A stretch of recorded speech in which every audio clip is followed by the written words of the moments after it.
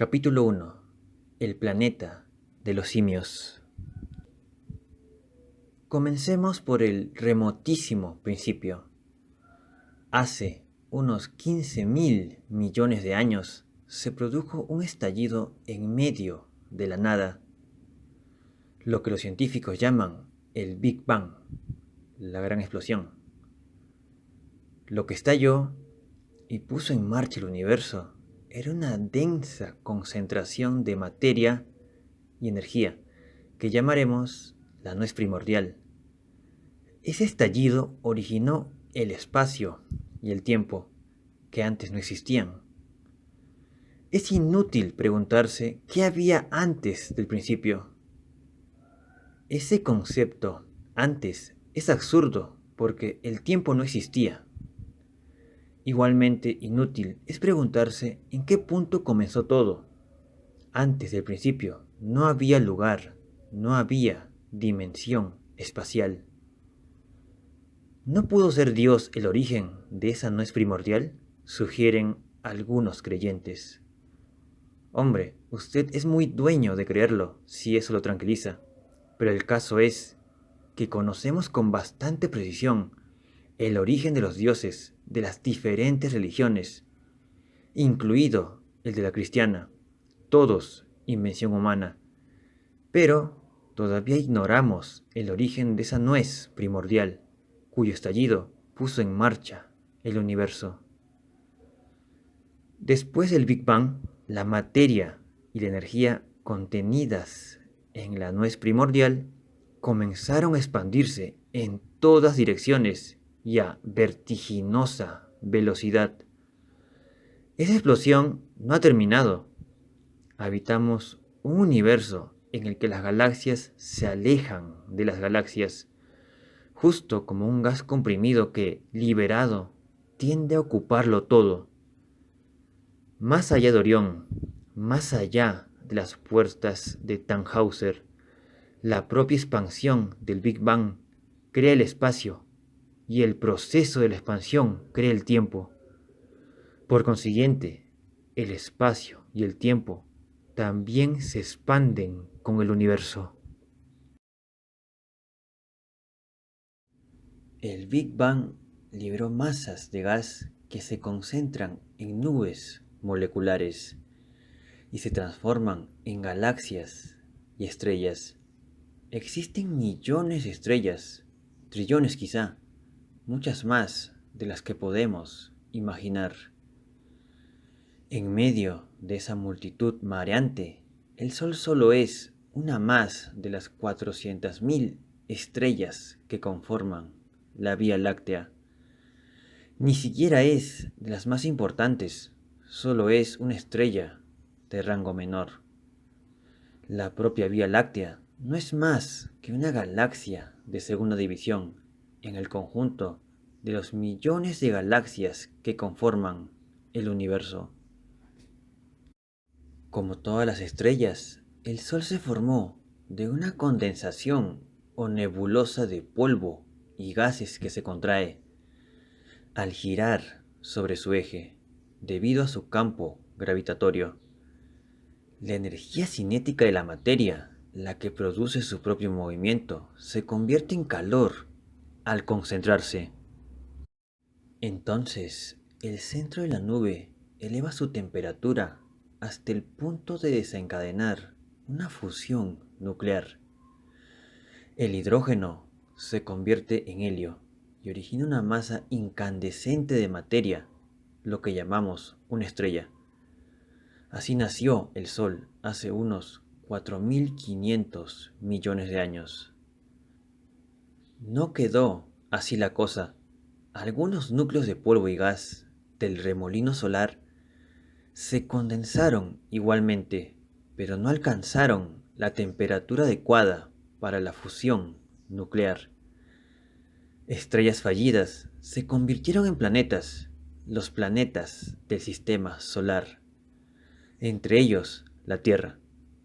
Si contemplamos nuestro entrañable planeta azul desde el espacio, esas fotografías tomadas desde los satélites, encontramos una imagen serena casi bucólica, azules mares y verdes continentes moteados de nubes. En realidad, el aspecto de la Tierra es bastante engañoso. Por fuera, está rodeada por una atmósfera rica en oxígeno e hidrógeno, agua y aire, que ha contribuido a enfriar una tenue corteza, pero esta capa superficial en la que vivimos no es muy profunda, apenas 6 kilómetros a partir del fondo del mar y hasta 30 o 40 en tierra firme. Debajo de esa corteza perduran las altísimas temperaturas. Una potente capa aislante de unos 3.000 kilómetros de espesor, rica en hierro y magnesio, envuelve un núcleo de hierro y níquel, un gel candente como los metales de los altos hornos. La corteza de la Tierra, el suelo que pisamos, no es uniforme ni firme. Está formada por placas tectónicas que flotan sobre el inestable magma interior, lo que explica la existencia de las fallas y encabalgamientos que producen el relieve, también los terremotos, maremotos y otros desastres naturales. Los volcanes son poros de esa corteza que comunican con las capas interiores y a veces vomitan magma ardiente. Al principio, cuando la Tierra se formó y la corteza exterior se fue enfriando, solo existía un continente, Pangea, rodeado de un gran océano. Hace unos 2.000 millones de años, el deslizamiento de las placas tectónicas fracturó esa corteza y la dispersó como las piezas de un rompecabezas que son los actuales continentes e islas. En la Tierra abundaban el oxígeno e hidrógeno que componen el agua, además del nitrógeno, el anhídrido carbónico, el amoníaco y el metano. Hace unos 3.000 millones de años, quizá más, la combinación de unas sustancias produjo una reacción química que originó ácido desoxirribonucleico o ADN, el núcleo de la vida. Ese fue el origen de la vida sobre la Tierra. Al principio, la vida se limitó a células muy simples, pero hace unos 800 millones de años, esas células comenzaron a intercambiar genes, se diferenciaron y evolucionaron hasta constituir algas, gusanos, medusas, estrellas de mar y otras formas simples de vida animal o vegetal que poblaron los océanos. Hace unos 600 millones de años, esa vida había evolucionado hasta crear animales más complejos, provistos de huesos o caparazones que dejaron restos petrificados, los trilobites y otros fósiles. Hoy los encontramos en montañas muy alejadas del mar, pero algún día fueron fauna marina. Capítulo 2. El Parque Jurásico.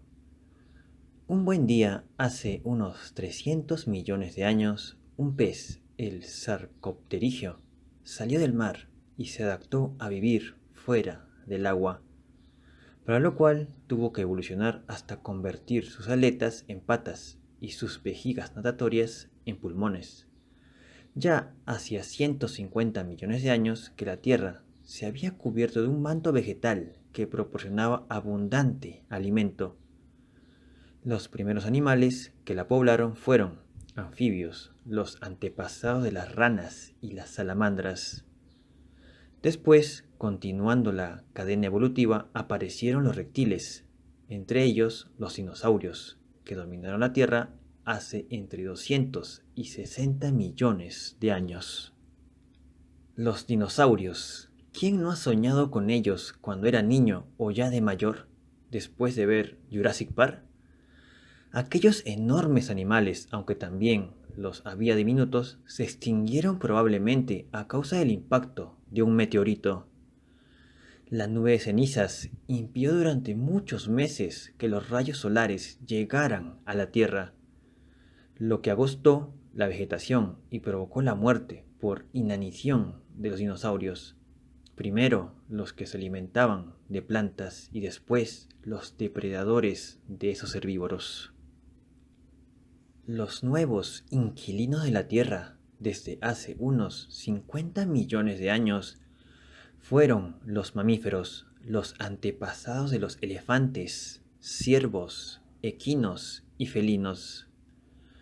Y el hombre, hace solo 6 o 7 millones de años, la selva del África Austral, la actual Tanzania y regiones limítrofes, era una maraña de árboles tan densa que apenas la penetraba la luz del sol.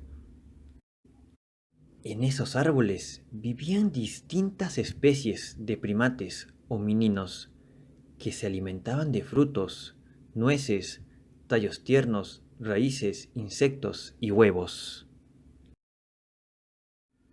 Aquellos seres vivían tan felices como los chimpancés actuales, sin más trabajo que buscar fruta cuando tenían hambre y aparearse cuando las hembras se mostraban receptivas. Durante mucho tiempo se mantuvieron en esa adánica inocencia, libres de cuidados, ni envidiosos ni envidiados. Pero hace unos 2,5 millones de años, un cambio climático enfrió y secó la Tierra. Esos cambios son frecuentes en la vida de la Tierra, pero como no los abarca a la escala humana, no los percibimos. ¿Qué ocurrió? Grandes extensiones de selva se transformaron en praderas de hierbas altas, gramíneas perennes, salpicadas de arbustos y matorral, la sabana africana. Los antepasados del gorila, el chimpancé, el bonobo y el orangután siguieron viviendo en la selva, pero el antepasado del hombre abandonó la selva para adaptarse a la pradera. En la pradera, los animales se dividen en dos grupos: los que comen hierba, gacelas, ciervos, etc., y los que devoran a los que comen hierba, leones, tigres, panteras. Los que comen hierba, herbívoros, habían desarrollado mecanismos de huida. Eran velocistas natos, tan rápidos que, en caso de peligro, dejaban al monillo arborícola muy atrás. En la pradera primigenia, ¿a quién devoran primero el tigre, el león o el lobo? A nosotros, al indefenso y torpe monillo que se ha atrevido a descender del árbol. El duelo no podía ser más desigual. Los carnívoros puros, que tenían fuerza, garras y colmillos, frente al débil monillo, corto de vista y de olfato, lento de reflejos, lentísimo en la carrera y provisto de unas uñas y unos dientes menuditos, inofensivos, que daban pena. Eso éramos, el último de la fila en el aula de la evolución. El hominino tuvo que avivarse.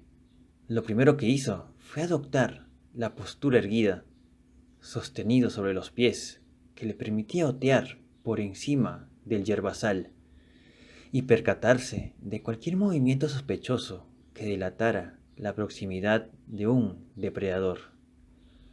Fuera de su medio habitual, el pobre hominino pasaba mucha hambre.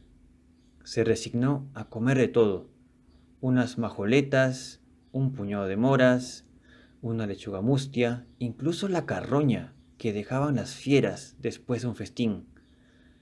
De frugívoro, comedor de frutas, se transformó en omnívoro, el que come de todo. Así, probando, descubrió que la carne es muy energética, pura proteína, y se aficionó a ella. Es natural. Su creciente cerebro le exigía proteínas. ¿Carne?, replica el hominino, nuestro querido antepasado. Podemos llamar carne, sin sarcasmo, a esos minúsculos restos miserables que desprecian los leones, las hienas y los buitres después de sus banquetes. lleva toda la razón. Su tragedia es que está mal dotado para la caza. Si el hominino quiere sobrevivir, tiene que cazar. ¿Pero cazar qué? Todos los bichos, excepto la tortuga y el caracol, corren más que él. Contrastado con los otros mamíferos de la pradera, es el que está en más desventaja. Ni alcanza la velocidad necesaria para perseguir a sus posibles presas, ni dispone de colmillos y garras para matarlas. ¡Qué contrariedad! Nuestros antepasados sufrieron mucho al inicio.